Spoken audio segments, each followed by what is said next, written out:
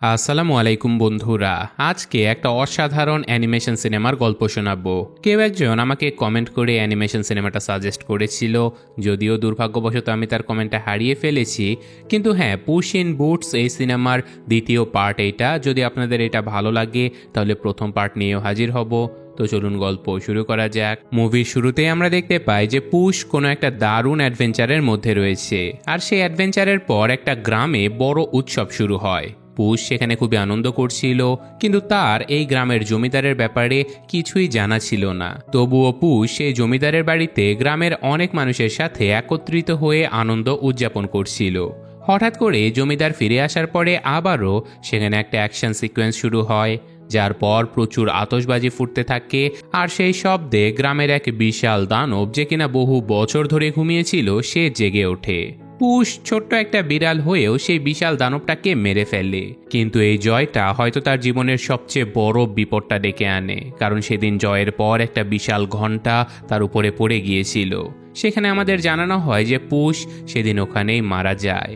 কিন্তু এরপর দেখা যায় পুশ একটা হাসপাতালে চোখ খুলেছে। তখন সেখানকার ডাক্তার জানায় যে এটা তোমার শেষ জীবন, তুমি মাত্রই মারা গিয়েছিলে আর এখন বেঁচে ফিরে এসেছো। এই কথা শুনে পুশ বিশ্বাসই করতে পারে না। এই কারণে সে তার জীবনে এখন পর্যন্ত কয়বার মারা গেছে সেই মৃত্যুর সংখ্যা গুনতে শুরু করে। তখনই তার মনে পড়ে যায় যে সে ইতিমধ্যেই 8 বার মারা গেছে, অর্থাৎ এটা তার নবম এবং শেষ জীবন। এবার যদি সে মারা যায় তাহলে ফিরে আসার আর কোনো সুযোগ থাকবে না। এরপর দেখা যায় যে অন্যরা যেখানে ক্লাবে গিয়ে ড্রিঙ্কস করে, পুশ সেখানে গিয়ে শুধু দুধ খায় আর নিজেকে শান্ত করার চেষ্টা করে। ঠিক তখনই সেখানে এক বাউন্টি হান্টার চলে আসে, মানে একটা নেকড়ে, যে কিনা পুশের পোস্টার নিয়ে তাকে খুঁজে বের করেছে। তো দেখতে দেখতে তাদের মধ্যে আবারও লড়াই শুরু হয়ে যায়, কিন্তু এই প্রথমবারের মতো এই নেকড়েটা জিতে যায়। সে পুশকে হারিয়ে দেয় আর পুশের তলোয়ারটাও নিচে পড়ে যায়। পুশ এর আগে অনেক ফাইট করেছে, কিন্তু কখনো কেউ তাকে হারাতে পারেনি। এইবার হেরে যাওয়ার মূল কারণ ছিল তার ভেতরের ভয়, কারণ পুশ জানতো যদি সে আরেকটা বার কোনো কারণে লড়াইয়ে হেরে যায়, অর্থাৎ মরে যায়, তাহলে সে আর ফিরতে পারবে না। তাই সেখানে সে নিজেকে হেরে যেতে দেখে সঙ্গে সঙ্গে লজ্জায় পালিয়ে যায়। যে ডাক্তার তাকে আগেরবার বাঁচিয়েছিল সে পুশকে পরামর্শ দিয়েছিল যে এবার থেকে তুমি যেন একজন সাধারণ বিড়ালের মতো জীবন কাটাও। তাই ডাক্তার যে ঠিকানাটা দিয়েছিল, পুশ সেই জায়গাতে যাওয়ার সিদ্ধান্ত নেয়। সে একটা বাড়ির বাইরে এসে দাঁড়ায়, যেখানে একজন বৃদ্ধা মহিলা বহু বিড়ালকে আশ্রয় দিয়ে রেখেছে। ঘরে ঢোকার আগে পুশ তার হিরোওয়ালা সেই পোশাকটা মাটির নিচে পুঁতে রাখে, যেন সবাই তাকে এখন একটা সাধারণ বিড়াল বলেই চিনতে পারে। তো বাড়িতে ঢোকার পরে সেই মহিলা তার নাম বদলে পিকল রেখে দেয়। তো প্রথম পুশের সেই সাধারণ বিড়ালের মতো থাকাটা একদমই ভালো লাগছিল না, কিন্তু কিছুদিন পর ধীরে ধীরে সে ওই পরিবেশে নিজেকে মানিয়ে নিতে শুরু করে। একদিন তার সঙ্গে আরেকটা বিড়াল কথা বলতে চলে আসে, যদিও পুশ তার কথায় কোনো আগ্রহ দেখায় না। কিন্তু কথায় কথায় পরে জানা যায় যে সে আসলে বিড়াল নয়, বরং একটা ছোট্ট কুকুর। কুকুরটার কোনো বাড়ি, পরিবার বা বন্ধু কেউ ছিল না, তাই সে এখানে এসেছে কারণ এখানে তাকে খাবার দেয়া হয়। এমন সময় আমরা দেখি একজন মেয়েকে, যার নাম গোল্ডিলক্স। তার সাথে রয়েছে 3টা ভাল্লুক, আর গোল্ডি যখন ছোট ছিল তখন এই 3 ভাল্লুকই তাকে দত্তক নিয়েছিল। গোল্ডির উদ্দেশ্য ছিল পুশকে খুঁজে বের করা, তাই সে আর তার ভাল্লুকের পরিবার পুশের খোঁজ করতে করতে সে বৃদ্ধা মহিলার বাড়িতে আশ্রয় কেন্দ্রে পৌঁছে গেছে। ভাল্লুকেরা এসে পুরো বাড়িটাই ওলটপালট করে দেয়, আর তখনই গোল্ডি এসে বৃদ্ধাকে জিজ্ঞাসা করে এখানে কি পুশ নামের কোনো বিড়াল এসেছে। বৃদ্ধা তো পুশকে কখনো চিনতেও পারে না, আর পুশকে সেই হিরোর ড্রেসে সে কখনো দেখেওনি। তাই সে বলে যে না, এখানে এমন কোনো বিড়াল আসেনি।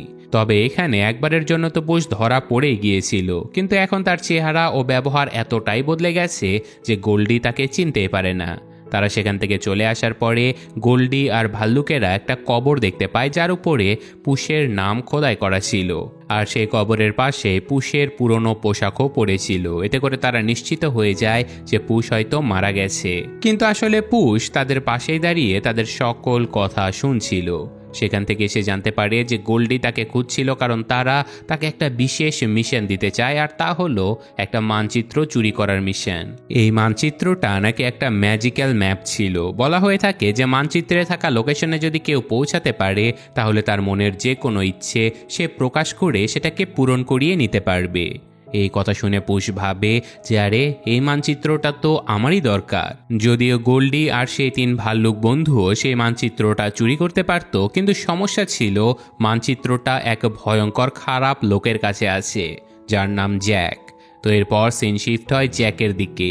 আমরা জানতে পারি জ্যাকের কাছে অনেক জাদুকরি জিনিসপত্র রয়েছে।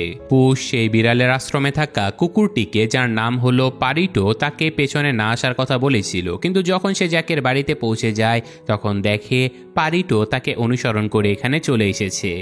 এদিকে জ্যাক সেই জাদুকরি মানচিত্রটা নিজের ঘরে খুবই সুরক্ষিতভাবে লুকিয়ে রেখেছে।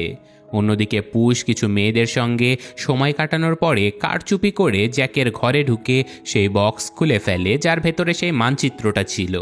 খুবই বুদ্ধিমত্তার সঙ্গে পুশ ওই মানচিত্রটা চুরি করে ফেলে। কিন্তু ঠিক সেই সময় আমরা দেখতে পাই সেখানে আরেকটা বিড়াল রয়েছে যার নাম কিটি সফট পস। আসলে এই কিটি পুশের মতোই একটা বিড়াল যে কিনা একসময় বিখ্যাত চোর ছিল। তো অনেক ঝগড়া বিবাদের পরে কিটির সঙ্গে পুশের খুবই ভালো বন্ধুত্ব হয়ে যায়। তো কিটিকে দেখে পুশ কিছুটা অবাক হয়ে যায়, কারণ কিটিরও সেই মানচিত্রটা দরকার ছিল। তো দুজনেই গোপনে সেখানে লুকিয়ে পড়ে, আর তখনই গোল্ডি তার সেই 3 ভাল্লুকের পরিবারকে নিয়ে এখানে পৌঁছে যায়। এত লোককে একসঙ্গে দেখে জ্যাক বুঝে যায় যে তার মানচিত্র হয়তো এরা চুরি করতে এসেছে। এরপর সেখানে গোল্ডি এবং তার ভাল্লুকের পরিবারের সঙ্গে জ্যাকের লোকেদের লড়াই শুরু হয়ে যায়। এই সুযোগে পুশ আর কিটি ওই মানচিত্রটা নিয়ে এখান থেকে পালিয়ে যায়। যদিও আগে পুশ আর কিটির মধ্যে একদমই বন্ধুত্ব ছিল, কিন্তু এবার আমাদের জানানো হয় যে তাদের সেই বন্ধুত্ব ভেঙে গেছে। এই সময় দেখা যায় যে তারা যে কার্টে লাফিয়ে পড়েছে সেখানে পারিটো আগে থেকেই ছিল। সে যেন কার্টটা ওদের জন্যই তৈরি করে রেখেছে। যদিও পারিটো শুধুমাত্র কিছু খাবারের জন্য এখানে এসেছিল, কিন্তু যখন দেখে যে পুশ আর কিটি এখানে এসেছে তখন সে তাদেরকে সাহায্য করে আর ঘোড়াটাকে নিয়ে দ্রুত এখান থেকে দৌড়াতে শুরু করে। এদিকে গোল্ডির পরিবার, জ্যাক আর গ্রামের কিছু লোকও তাদের পিছু নিয়েছিল। তাই তাদের বিভ্রান্ত করার জন্য পারিটো কার্টে থাকা সোনার মুদ্রাগুলো নিচে ফেলে দেয়। এরপর পুশ আর কিটি একসঙ্গে মানচিত্র খুলে দেখার সিদ্ধান্ত নেয়। আর দুজনে আলাদা আলাদা বিশেষ ক্ষমতার অধিকারী ছিল। তাই মানচিত্র খুলে তারা জানতে পারে যে তাদের গন্তব্যের পথটা যাবে একটা অন্ধকার জঙ্গলের মধ্যে দিয়ে। সেটা ছিল ডার্ক ফরেস্ট নামের এমন একটা জায়গা যেখানে ঢুকলে কেউ আর ফিরে আসে না। তবুও সেই জায়গাতে যাওয়া তাদের জন্য খুবই জরুরি ছিল, তাই তারা বেশি কিছু না ভেবেই রওনা দিয়ে দেয়। সেখানে গিয়ে তারা একটা বিশাল টাইম পোর্টাল দেখতে পায়। এই পোর্টাল আমাদের পৃথিবী থেকে তাদেরকে আরেকটা ম্যাজিক্যাল জগতে পাঠিয়ে দেয়। পোর্টালের ভিতর দিয়ে ঢোকার পরে তারা 3 জনেই সামনে কি আছে তা দেখতে শুরু করে। পুশ যখন সেই পথের দিকে তাকায় তখন সে দেখে যে এটা একদমই সাধারণ কোনো পথ ছিল না, বরং সেই পথ সম্পূর্ণ আলাদা এক জগতের দিকে তাদেরকে নিয়ে যাচ্ছে। সেই পথটা ছিল অত্যন্ত বিপজ্জনক। চারিদিকে আগুনের মতো জ্বলতে থাকা রাস্তা, আর এখানে কিটি যখন নিজের পা মানচিত্রের উপরে রাখে তখন সেটা তাকে তার নিজের পথ দেখিয়ে দেয়। কিন্তু সেই পথটাও ছিল ভয়ানক, কারণ অ্যাসিডে ভরা নদীর উপর দিয়ে তাদেরকে যেতে হবে। এরপর যখন পারিটো নিজের পথ বেছে নেয় তখন সেই পথ একেবারেই সুন্দর হয়ে যায়, যেন রংধনুর বাগানের মতো। মানচিত্র যার হাতে থাকবে পথটাও তার মতোই বদলে যাবে। তাই অন্য কেউ যেন এই মানচিত্রের পথে ঢুকতে না পারে, এই জন্য পুশ এবং কিটি পারিটোকে সেই পথ পাহারা দিতে বলে। এই যাত্রায় পারিটো তাদের প্রচুর সাহায্য করে, কারণ পথে যত বাধা আসছিল সেগুলো পারিটো খুব সহজেই সমাধান করে দিচ্ছিল। আসলে জিনিসগুলো যত কঠিন দেখায় ততটা কঠিন নয়। এরপর পুশ এবং কিটি তাকে তার অতীত সম্পর্কে জিজ্ঞাসা করে। তখনই পারিটো হেসে বলে, আমার অতীত একদম মজার। সে জানায় যে ছোটবেলায় তাদের ছোট্ট পরিবার একসঙ্গে লুকোচুরি খেলতো, কিন্তু প্রতিবারই তাকেই সবাইকে খুঁজে বের করতে হতো। এমনকি সবাইকে খুঁজে পেতে মাঝে মাঝে তো তার কয়েক দিন লেগে যেত, কারণ তার পরিবার সব সময় তাকে বোকা বানাতো। সে হেসে হেসে আরও বলে যে একবার তো আমার পরিবার আমাকে একটা বস্তার ভেতরে ঢুকিয়ে পাথর দিয়ে মুখ বন্ধ করে সরাসরি নদীতে ফেলে দিয়েছিল, কিন্তু আমি সৌভাগ্যবশত দড়ির রশিটা খুলে ফেলেছিলাম, তাই ডুবে যায়নি। এমন ভয়ানক অতীতের পরেও পারিটো সবকিছুর মধ্যেই ভালো দিকটা খুঁজে নিত। সে আরও বলে যে অন্তত আমি তো ডুবে মারা যাইনি, আর এখন আমার অনেক ভালো ভালো বন্ধু আছে, আমি 3 বেলা ভালো খাবারও পাই। এই কথা শুনে বোঝা যায় যে পারিটোর জীবন আসলে মোটেও সহজ ছিল না, বরং তার নিজের পরিবারই তাকে দূরে ঠেলে দিয়েছিল। এরপর তারা সবাই একটা সুন্দর নদীর ধারে পৌঁছে যায় আর ধীরে ধীরে পুশ এবং কিটির মধ্যে আবারও ভালো বন্ধুত্ব গড়ে উঠতে থাকে।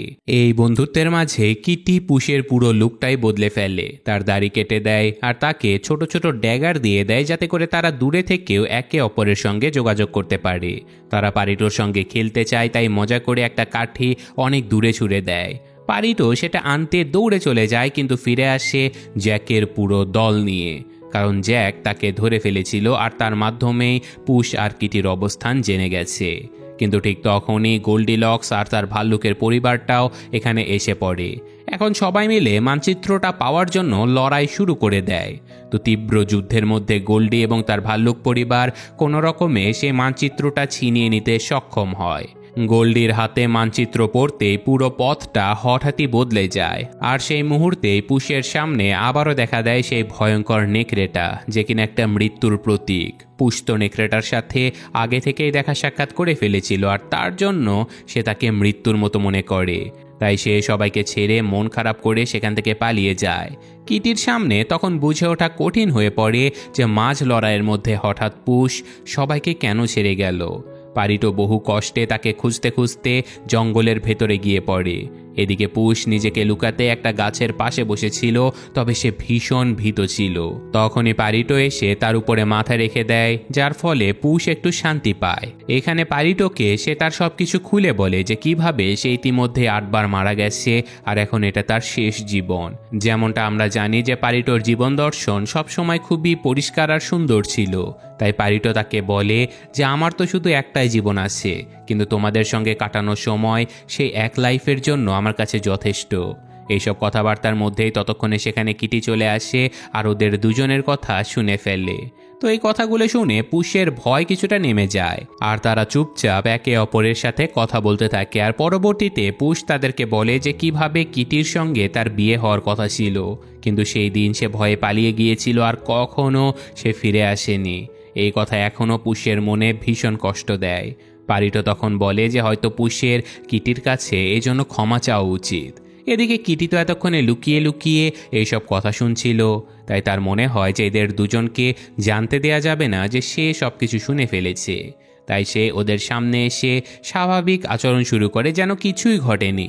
এখন এই তিনজন একটা দল গঠন করে এবং আবারও ওই মানচিত্রটা নিতে ফিরে চলে যায়। পথিমধ্যে গিয়ে পুশ বুঝতে পারে যে হয়তো সত্যি তার কিটির কাছে ক্ষমা চাওয়া উচিত, আর তাই সে কিটির কাছে সব কিছুর জন্য ক্ষমা চায়। কিন্তু তখন কিটি বলে এটা তোমার দোষ নয়, আমিও সেদিন বিয়ে করতে চাইনি। তো যাই হোক, সেই ম্যাজিক্যাল মানচিত্র প্রত্যেককে সেই জিনিসটাই দেখায় যেটা সে মন থেকে সবচেয়ে বেশি চায়। এখানে গোল্ডি তার পুরনো পরিবারকে দেখতে পায়, কারণ সে সব সময় তার পরিবারকে ফিরে পেতে চাইতো। এই জন্য সে তার ভাল্লুকদের সঙ্গে সেই বাড়িতে ঢোকে আর অনেক পুরনো স্মৃতি দেখতে পায়। সেখানে একটা বইও ছিল, বইটা সে লিখেছিল। এই বইতে তার সমস্ত স্মৃতি, এমনকি ভাল্লুকদের সঙ্গে কাটানো মুহূর্তগুলো লেখা ছিল। ঠিক তখনই কিটিদের দলও সেখানে এসে পৌঁছায় আর খুব সহজেই তারা মানচিত্রটা আবারও চুরি করে নেয়। কিন্তু ঠিক যখনই তারা জায়গাটাকে স্পর্শ করে, ওটা আবারও বদলে যায় এবং এখন সেটা ক্রিস্টিয়ান মাউন্টের মতো একটা প্রাণবন্ত পর্বত হয়ে ওঠে। আর পুশ সেই মাউন্টেনের মধ্যে আটকা পড়ে যায়। এদিকে গোল্ডি এবং তার ভাল্লুকেরা পারিটোকে ধরে ফেলে। পুশ সেখানে আটকে থাকা অবস্থাতেও বলতে থাকে আমি নিজেকে যেভাবে হোক বাঁচিয়ে নেব, তুমি প্লিজ ওদের হাত থেকে পারিটোকে বাঁচাও। কিন্তু পুশ সেই ভয়াবহ ফাঁদে খুব খারাপভাবে আটকা পড়ে গিয়েছিল। জায়গাটা সত্যি খুবই বিপজ্জনক, কারণ তার সামনে তার পুরনো 8টা জীবন ছিল, যা তাকে বারবার বলছিল এখান থেকে এখনই পালিয়ে যাও এবং নিজের ইচ্ছেটা চেয়ে নাও, নিজের আগের জীবনগুলো ফিরে পাও। কিন্তু এবার পুশের মন বদলে গেছে। সে ভাবছিল যে এখন তার এইসব কিছুর কোনো দরকার নেই, সে শুধুমাত্র কিটি আর পারিটোর সঙ্গে থাকতে চায়। ঠিক তখনই আবারও সেই নেকড়েটা এসে হাজির হয়, কিন্তু এবার পুশ লড়াই করতে চায় না, সে ভয়ে পালিয়ে যায়। আর তখনই তার মাথায় সবকিছু একদম পরিষ্কার হয়ে যায় যে কোনো বাউন্টি হান্টার নয়, এ ছিল তার নিজেরই মৃত্যু।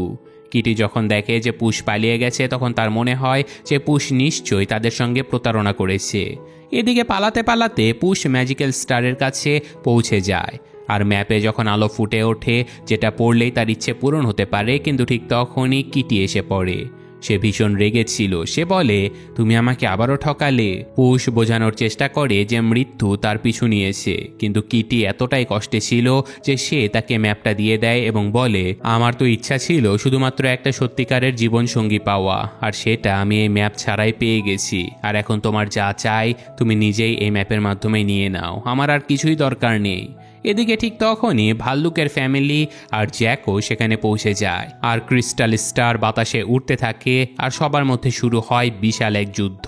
যখন ভাল্লুকের ফ্যামিলি খুবই বিপদে পড়ে যায় তখন তারা গোল্ডিকে জিজ্ঞাসা করে, তোমার ইচ্ছেটা আসলে কি? গোল্ডি বলে যে আমি আসলে আমার মানব পরিবারটাকে ফিরে পেতে চাই। এই কথা শুনে ভাল্লুকের সেই পরিবারটা খুবই কষ্ট পায়, কারণ এত বছর একসাথে থাকার পরেও গোল্ডির আসল চাওয়া ছিল মানুষের পরিবার। তবুও তারা সিদ্ধান্ত নেয় যে তারা গোল্ডির ইচ্ছে পূরণে তাকে সাহায্য করবে। গোল্ডি ঠিক যখনই ম্যাপটা হাতে পেয়ে গিয়েছিল তখনই তার ছোট ভাল্লুক ভাই দুর্ঘটনাক্রমে পোর্টালের মধ্যে আটকে যায়। গোল্ডি তখন ম্যাপটা ফেলে দেয়, কারণ তার ভাইকে বাঁচানোই ছিল তার কাছে সবচেয়ে বেশি গুরুত্বপূর্ণ। এই বিশৃঙ্খলার মধ্যে জ্যাক নিজের জাদুকরি ব্যাগ টেনে নিতে গিয়ে ব্যাগের ভেতরে আটকা পড়ে যায়, আর শেষ পর্যন্ত পুশই একমাত্র থেকে যায় যার হাতে ম্যাপ চলে আসে। কিন্তু ঠিক তখনই আবার নেকড়ে অর্থাৎ পুশের মৃত্যু সেখানে এসে দাঁড়ায়। এরপর শুরু হয় এক অসাধারণ রোমাঞ্চকর যুদ্ধের দৃশ্য, মানে সরাসরি যুদ্ধ শুরু হয়ে যায়। পুশ তার তলোয়ার তুলে দাঁড়ায়, আর এবার পালানোর কোনো সুযোগ নেই। আর এটাই ছিল তার শেষ সুযোগ, হয় বেঁচে থাকো নয়তো লড়ে মরে যাও। তো এবার তার মনে আর কোনো ভয় ছিল না, তাই সে নির্ভয়ভাবে সে নেকড়ের সাথে এক অসাধারণ দ্বন্দ্বযুদ্ধে নেমে যায়। লড়াইটা ছিল অসাধারণ, তলোয়ারের ঝলক, স্পার্কের ছিট আর পুশের চোখে একদম অন্যরকম এক আত্মবিশ্বাস ছিল। অবশেষে সে প্রায় জিতেই গিয়েছিল, তবে পুশ জানতো যে জীবনেও কেউ কোনোদিন মৃত্যুকে হারাতে পারবে না। তাই পুশ তার তলোয়ারটা নেকড়েকে ফেরত দিয়ে বলে, চলো এবার লড়ো আমার সঙ্গে। তখন নেকড়ে হালকা হেসে বলে, যাকে আমি মারতে এসেছিলাম সে তো আগেই মরে গেছে, তাহলে তোমার ভেতরের ভয়। তারপর নেকড়েটা ফিরে যেতে থাকে, আর চলে যাওয়ার আগে বলে যায় যে ভালো করেই জানো একদিন আমার সঙ্গে তোমার আবার দেখা হবে। এরপর জ্যাকের জাদুকরি ব্যাগের ভেতরে থাকা সেই ম্যাজিক্যাল জিনিসপত্র একের পর এক বের হতে থাকে। জ্যাক একটা ম্যাজিক বিস্কুট খেয়ে বিশাল আকার এক জায়ান্ট জ্যাকে পরিণত হয়ে যায়, আর আবারও সবার মধ্যে শুরু হয়ে যায় সেই ম্যাপ নিয়ে এক বিশাল যুদ্ধ। এবার গোল্ডি, ভাল্লুক ফ্যামিলি, পুশ, কিটি আর পারিটো সবাই মিলে জ্যাকের বিরুদ্ধে লড়াই করে। পারিটো তার বুদ্ধি দিয়ে জ্যাকের মনোযোগ সরিয়ে দেয়, আর সেই সুযোগে বাকি সবাই মিলে ম্যাপটা ছিঁড়ে ফেলে। ম্যাপ ছিঁড়ে যেতেই সবাই বুঝতে পারে যে তাদের আশেপাশেই তাদের আসল ইচ্ছেগুলো ছিল। আসলে ইচ্ছে পূরণের জন্য কোনো জাদু নয়, বরং একে অপরের সঙ্গের দরকার ছিল।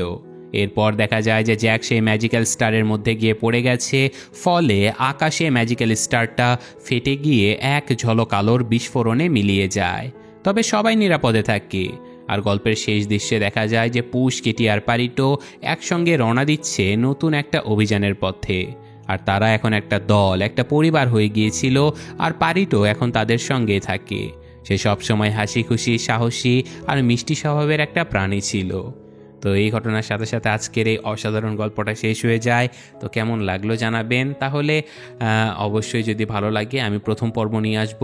আর এখানে পুশের যেই 9টা জীবনের কথা বলা হয়েছে এটা মূলত একটা মিথ, কারণ বলা হয়ে থাকে যে বিড়ালের জীবন হয় 9টা, অর্থাৎ তারা 9 বার জন্মগ্রহণ এবং মৃত্যুবরণ করে। যাই হোক, আজকের মতো আমি বিদায় নিচ্ছি। আল্লাহ হাফেজ, ভালো থাকবেন সবাই।